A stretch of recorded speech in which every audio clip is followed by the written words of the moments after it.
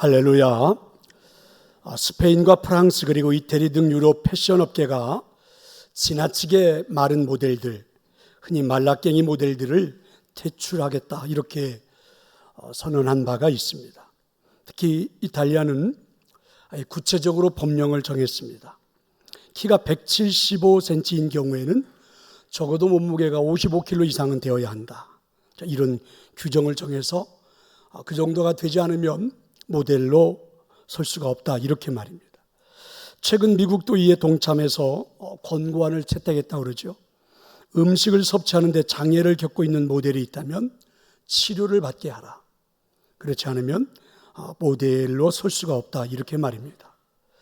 자, 이렇게 말라깽이 모델들을 퇴출키로 한 것은 결국 모델들을 보호하기 위해서이죠. 10대 브라질 패션 모델이 거식증으로 죽은 것이 발단이 되어 이런 법령들이 만들어졌다고 합니다. 실제로 대부분의 그 모델들은 식단이 균형 잡혀 있지 않고 정상 체중 이하라고 그러죠. 게다가 여러 가지 질병에 시달리고 있는 사람들이 많다고 그럽니다. 그래서 이 모델들을 보호하기 위해서 정말 깡마른 그런 모델들을 퇴출하자. 이런 운동이 시작이 된 겁니다. 그런데 여기서 더 중요한 것은 이 운동을 시작해놓고 보니까 정상적인 사람들의 생각을 바꾸는데도 큰 도움이 될 것이다 라고 판단했다는 것입니다. 그러니까 모델들이 지나치게 깡마른 사람들 위주이다 보니까 정상인들도 말라야만이 아름답다. 자, 이렇게 생각하게 된 거죠. 그래서 이게 사회적인 문제가 된 겁니다. 특별히 청소년들은 지나치게 다이어트에 매달리게 되고 사회적인 문제가 되어 아프고 힘든 사람들이 많아지기 시작한 거죠. 그러니까 모델들을 세웠던 것은 단순합니다. 옷을 맵시 입게 입은 모델들을 보여주고 그리고 많은 옷을 팔게 하는 데가 목적이 있었죠. 하지만 이 모델들이 사람들에게 이렇게 많은 영향력을 끼칠 줄은 몰랐습니다. 그리고 이러한 모델들을 더 이상 방치해서는 안 된다. 사회적인 문제까지 된 거죠. 그래서 퇴출하자. 너무 몸이 깡마른 그러한 모델들은 더 이상 하지 못하도록 하자. 자, 이런 운동입니다. 이제는 말라깽이 모델이 아닌 새로운 모델의 모습을 세워야 한다라는 것입니다. 성도 여러분, 저는 이 이야기를 들으면서 이런 생각을 한번 가져봅니다. 우리가 행복한 삶을 살아가는 데 있어서도 올바른 모델들이 필요하지 않을까? 부자가 행복한 삶의 모델이 되어버린 이 사회에서 새로운 모델들이 필요하지 않을까? 성공해서 명예가 있는 사람이 행복한 삶의 모델이 되어버린 이 사회에서 이제는 정말 새로운 모델이 필요하지 않을까? 권력 있는 사람이 행복한 삶의 모델이 되어버린 이 세상에서 이제 정말 새로운 모델들이 필요하지 않을까? 왜냐하면 새로운 모델을 세우지 않으면 우리는 계속해서 물질에 매여 살 수밖에 없죠. 새로운 모델을 제시하지 않으면 우리는 계속해서 어떤 성공에 얽매이다 보면 가정이, 인생이 망가질 수도 있겠죠. 성도 여러분, 혹시 여러분의 주변에는 행복한 삶을 살고 있는 모델들이 있습니까? 비록 많은 물질은 없어도 행복하게 복 있는 인생을 살아가는 모델들을 볼 수 있나요? 세상 사람들에게 그렇게 알려질 만큼 성공적인, 그래서 명예가 주어진 인생이 아니라 할지라도 참 행복하게 살아가는 사람들 여러분 주변에 있습니까? 아니, 우리가 닮고 싶은 행복한 모델이 있기는 할까? 자, 이런 의문점이죠. 오늘 본문에 보면 행복한 인생의 모델이 마치 자신인 것처럼 생각하는 사람이 있습니다. 이 사람은 율법 교사입니다. 그러니까 율법을 타인에게 가르치면서 살고 있는 사람입니다. 특별히 이 사람은 예수님 앞에서 자신이 행복한 삶을 살아가는 모델인 것처럼 말하고 있죠. 29절에 보니까 그 사람이 자기를 옳게 보이려고, 그러니까 영생을 설명하려면 예수님 나를 모델로 좀 삼으세요. 행복한 인생을 말하려면 당신 앞에 서 있는 나를 모델로 한번 삼아보세요. 왜 자신을 이렇게 행복한 사람의 모델인 것처럼 오늘 이 율법 교사는 뽐내기 시작한 걸까? 이 사람은 예수님을 찾아와 시험하듯이 말을 건네기 시작합니다. 예수님, 내가 무엇을 하면 행복한 삶을 살 수 있을까요? 예수님이 그래서 이 율법 교사에게 대묻습니다. 당신은 율법 교사가 아닙니까? 그동안에 사람들에게 무엇이라고 가르쳤습니까? 율법 교사가 이렇게 대답을 하죠. 내 마음을 다하며 목숨을 다하며 힘을 다하며 뜻을 다하여 주 너희 하나님을 사랑하고 또한 내 이웃을 내 자신같이 사랑하라. 저는 이렇게 가르쳤습니다. 이때 예수님은 율법 교사의 대답을 듣고 옳다고 그리고 칭찬까지 해주셨습니다. 당신의 대답이 맞습니다. 그렇게 행하십시오. 그러면 행복한 삶을 살아가게 될 것입니다. 율법 교사는 뜻밖의 예수님에게서 칭찬을 듣고 보니까 이제 흥분되기 시작했습니다. 마치 자신이 가장 행복한 사람처럼 느껴지기도 해요. 나는 영생을 얻었다. 내 인생은 행복하다. 이런 생각이 들었습니다. 그래서 이참에 예수님에게 자신을 더 어필해 보고 싶었습니다. 그래서 이때 예수님께 질문을 하나 던졌는데 그 질문이 매우 특이합니다. 예수님, 내 이웃이 누구입니까? 이런 질문입니다. 행복한 삶은 하나님을 잘 알고 하나님을 믿고 사랑하는 것입니다. 나는 이 사실을 알고 있고 그리고 가르치는 인생을 살아왔어. 이만하면 모델이 될 만하지 않아요? 도대체 내 이웃이 뭐가 그렇게 중요합니까? 이런 질문이 아닐까? 이런 의도를 가진 질문이 아닐까? 생각해 볼 수 있죠. 여러분의 생각은 오늘 본문에 나오는 율법 교사가 행복한 사람처럼 보입니까? 우리의 모델이 되면 좋을 것 같다. 이 사람이 나의 인생에 모델이 되면 참 좋을 것 같다. 이렇게 여러분 생각하십니까? 저는 아닙니다. 이런 사람이 만약에 저의 인생에 모델이 된다면 저는 숨 막힐 것 같아요. 이 사람처럼 살 수는 없을 것 같아요. 그래서 예수님은 우리에게 어떤 모델을 제시하실까요? 먼저 오늘 본문에서는 퇴출해야 할 모델부터 소개시켜 줍니다. 그들이 누구입니까? 하나는 제사장이고 다른 하나는 레위인입니다. 이들은 모두가 성전에서 일하는 소위 성직자들이죠.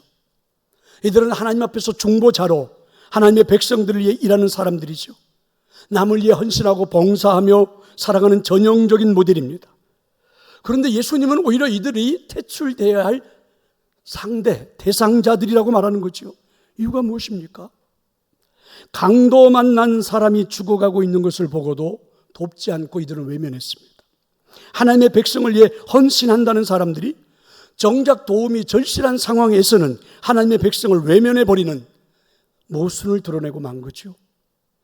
도대체 이들은 왜 그랬을까? 이들은 왜 그랬을까? 그냥 우리가 흔히 생각할 수 있는 가능성을 가지고 한번 추측해 본다면 이런 거 아닐까요? 우선 성전 밖에서 일어난 일이라 그러지 않았을까? 저는 그렇게 한번 생각을 해볼 수 있다고 봅니다. 자기들은 성전 안에서 일하는 사람들이지 우리가 성전 밖에서 일하는 사람이 아니에요. 이렇게 생각했을 수도 있겠죠. 또 하나는 두려워서 그러지 않았을까? 이 성직자들은 세상 일이 경험이 많지 않습니다. 그래서 이런 급박한 상황이 닥쳤을 때 어떻게 대처해야 할지를 모르기 때문이 아닐까? 또 이런 생각도 해볼 수 있죠. 무정해서 그러지 않을까?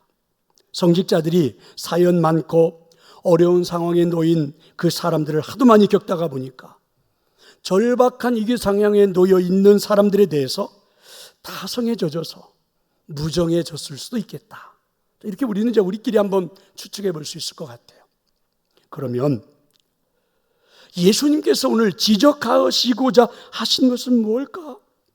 그러니까 이들의 어떤 점이 잘못된 모델로 퇴출 명령을 받게 된 것일까? 라는 것입니다. 구약 성경에서 그 단서를 한번 찾아볼 수 있는데요. 레위기 21장 이하에 보면 제사장과 레위인들 곧 성직자들이 성전에서 임무를 잘 수행하려면, 사명을 감당하려면 반드시 지켜야 할 규정들을 쭉 설명해 놓았습니다. 그 가운데 대표적인 것이 성직자들에게, 특별히 제사장 레위인들에게 자신을 부정하게 만들지 말라. 이런 규정들이 있습니다. 그러니까 자신을 부정하게 만들지 않기 위해서는 먼저 죽은 시체와 접촉을 하면 안 돼요. 시체를 만지면 안 되고 시체 가까이 가거나 이래서는 안 돼요. 그러면 부정한 사람이 됩니다. 그리고 마찬가지로 피 묻은 사람, 누군가와 싸웠든 어떻게 했든 피를 흘리고 있는 사람을 가까이 가서 그와 접촉을 하면 안 돼요. 이제 이걸 규정으로 만들어 놓았죠.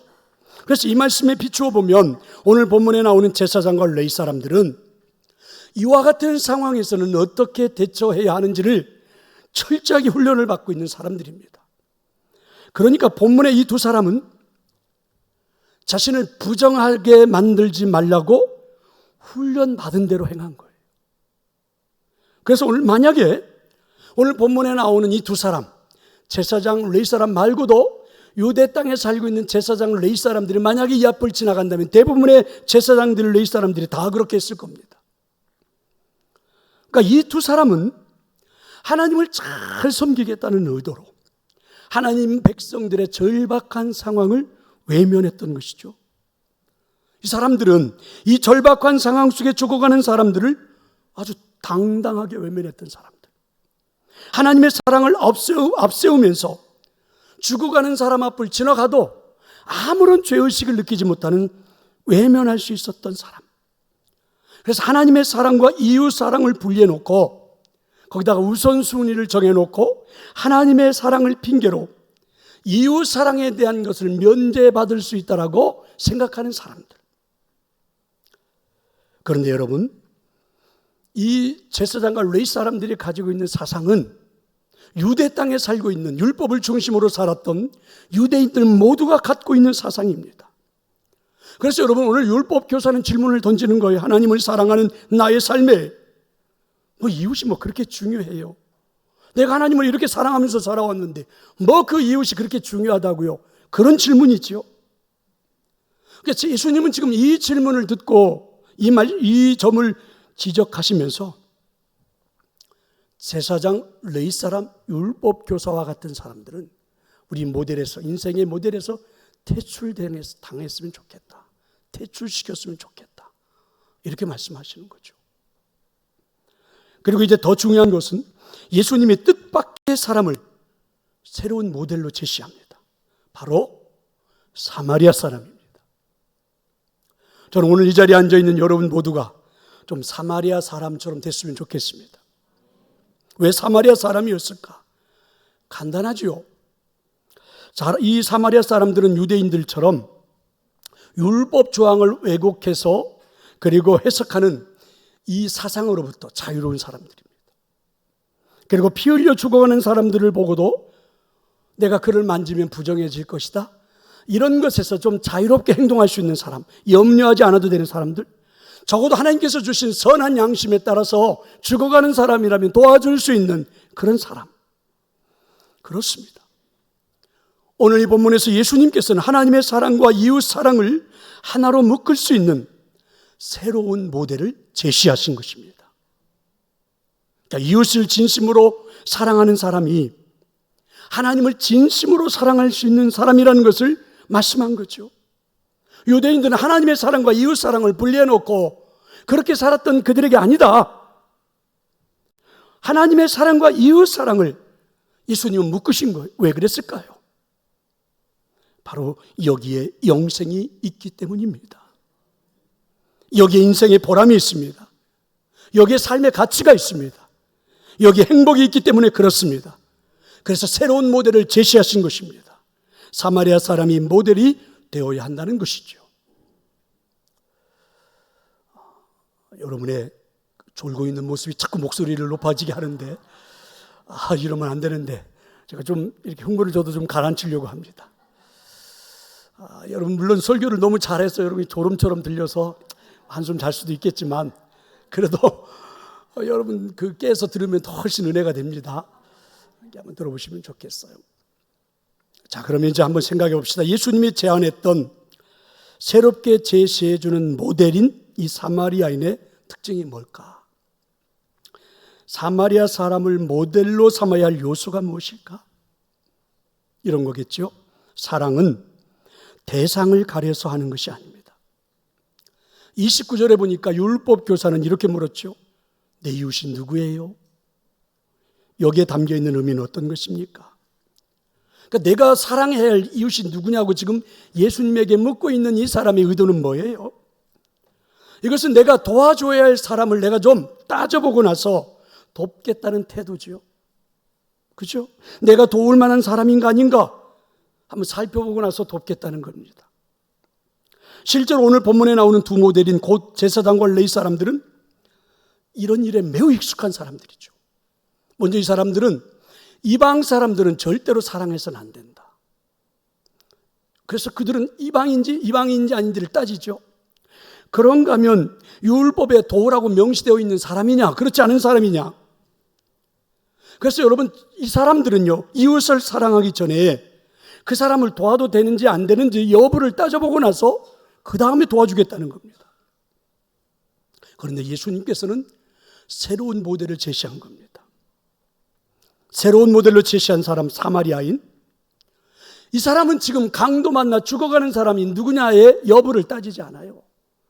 이 사람이 살인을 저지르고 지금 도망가다가 죽어 있는지, 강도를 만난 것인지, 간음을 하다가 지금 이렇게 강도를 만나 죽어 있는 것인지, 못된 짓을 하고 가다가 죽어 있는 것인지, 아니면 행복하고 선한 일, 사람들에게 좋은 영향력을 끼치고 살다가 이런 일을 당했는지, 이 사마리아 사람은 여부를 따지지 않아요. 지금 이 사람은 죽어가고 있어요. 다급함만 필요할 뿐이에요. 얼른 이 사람을 도와주지 않으면 이 사람은 생명이 위급해요. 오늘 예수님 우리에게 그렇게 제시해 준 겁니다.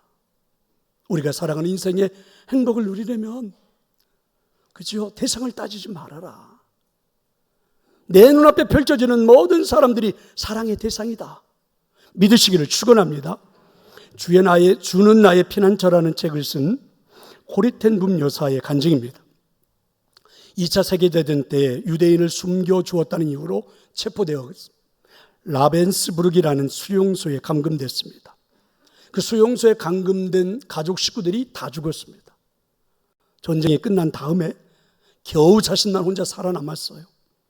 감옥에서 살아나왔을 때 그는 감당할 수 없는 사명을 하나님으로부터 받았어요. 자기를 핍박하고 가족들을 잔인하게 죽였던 독일 사람들에게 복음을 전하라는, 하나님의 말씀을 전하라는 사명이에요. 그래서 이 여인은 순종하고 독일 땅으로 가서 마을과 도시를 돌아다니면서 사람들에게 복음을 전했습니다. 수없이 많은 사람들이, 독일인들이 회개하고 하나님 품으로 돌아왔습니다. 한 시골 마을에서 말씀을 전하고 있었던 때죠. 설교를 다 마치고 이제 자리에 참여했던 사람들과 인사를 하기 위해서 사람들이 쭉 한 줄로 서 있는데 사람 한 사람씩 와서 인사를 하고 지나가는데 눈에 탁 들어오는데 한 몇 번째 뒤에 있는 사람이 눈에 들어오는 순간 이 여인의 온몸을 얼어붙게 만들었습니다. 왜냐하면 감옥에서 자기 언니를 고문하여 죽게 했던 바로 그 사람이었습니다. 그 순간 피가 막 거꾸로 솟는 것 같은 막 분노가 가슴에서부터 치밀어 오르기 시작합니다. 그 순간 이 여인은 속으로 외쳤지요. 하나님, 저 사람은 안 돼요. 저 사람은 안 돼요. 이때 이 여인의 가슴 속에 하나님의 음성이 들립니다. 사랑하라. 그것이 내 명령이다. 한순간 정적이 흐르는 것처럼 고민스러웠지만 결국 마음을 가다듬고 저는 그를 사랑하고 싶은 마음이 없습니다. 사랑할 용기도 없습니다. 그러나 주님의 명령이라면 한번 해보겠습니다.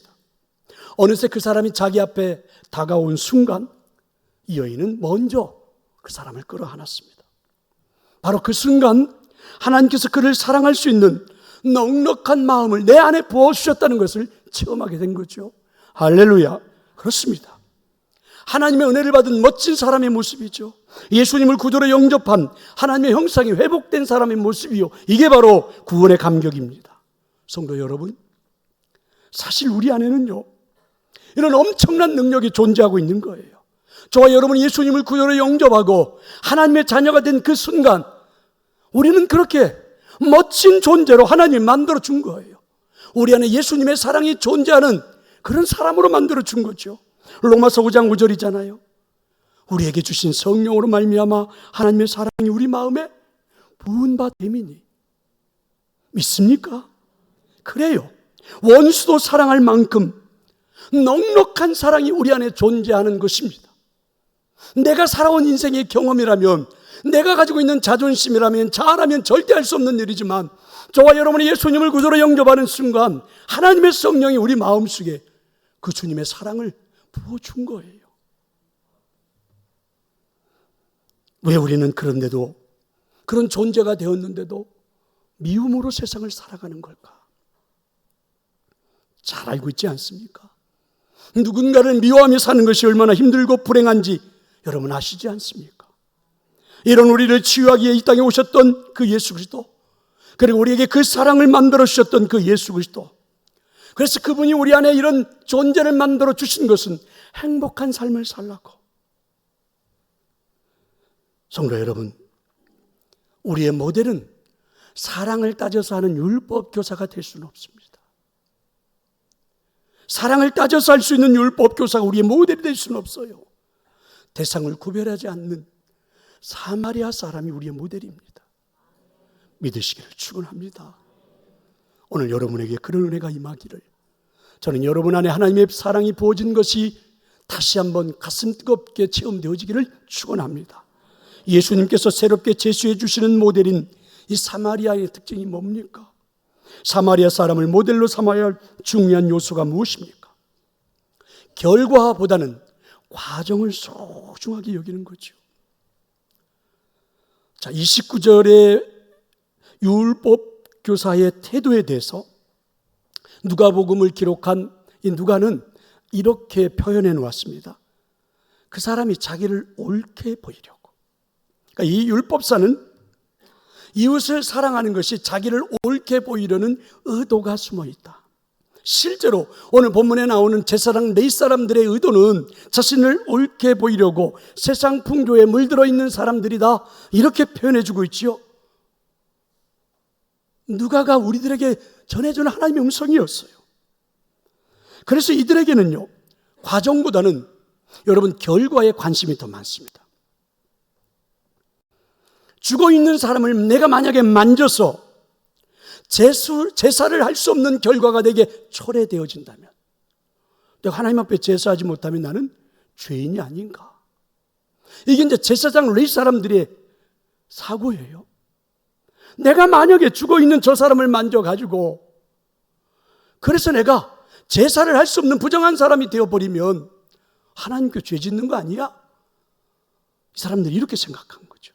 그러니까 결과에 대해서만 이 사람들은 관심을 둔 거죠. 현대 우리가 살고 있는 이 시대의 상황으로 이 말씀을 해석해 본다면 이런 거 아니에요? 이 죽은 자를 도와주다가 오히려 내가 모든 것을 책임져야만 한다면, 그런 결과가 주어진다면 어떻게 될 걸까? 내가 죽이지도 않고 이 사람 도와주었는데 검찰에서 계속 나를 들락달락 오라가라 하고 네가 죽인 거 아니냐 그러고, 이 사람 죽이지 않은 거 한번 증명해 보라 그러고, 네 문제가 있는 거 아니야 막 이렇게 해버린다면 어떻게 될까? 결과에 책임을 지고 있는, 결과만을 생각하는 우리는요, 그 순간 아무것도 할 수 없겠지요. 사실 누구나 이런 마음을 품지 않는 사람이 어디 있을까요? 결과에 대한 걱정에 앞서서 어떤 것도 할 수 없는 삶을 살다가 보니까 사실 우리는 굉장히 냉랭한 사람이 된 거예요. 우리는 알고 있습니다. 그렇게 인생을 살다 보니까 이제는 냉랭한 마음을 품고 살아가고 있는 내 인생 앞에 여러분 웃음 한번 제대로 웃을 수가 없다는 것 잘 알고 있습니다. 이런 우리의 삶이 얼마나 불행합니까? 율법 교사가 우리의 모델이 될 수는 없습니다. 예수님은 율법 교사는 우리 인생의 모델이 아니다, 이렇게 말씀하고 계신 겁니다. 하지만 여러분, 사마리아 사람은요, 강도 만난 사람을 도와주고 그가 회복되기도 전에 그 자리를 떠났습니다.